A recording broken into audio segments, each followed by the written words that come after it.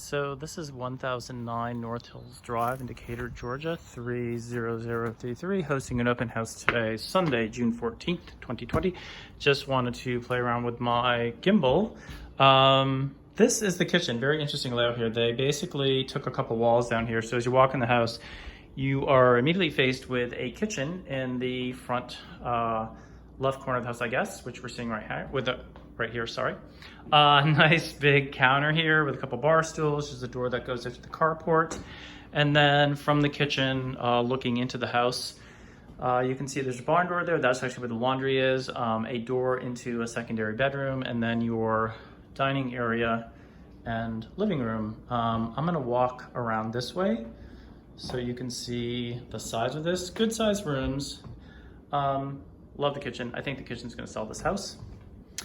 And then coming back into the hallway, this bedroom that we saw from the kitchen, which we're entering from the backside now, it looks like it used to be one of those studies because it has that 1950s kind of wood surface, which they cleverly painted a couple different colors. So it looks pretty sharp with this black and white and this nice iron bed.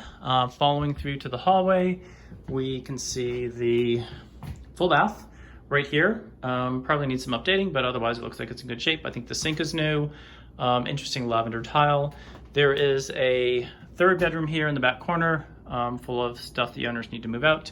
And then the master is in the back corner of the house.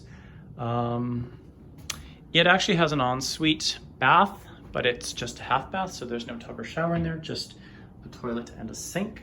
And then just heading out to the back here, just want to give you guys a glimpse of the yard. It's a very wide lot, not super deep, but pretty wide and fully fenced, so good for entertaining.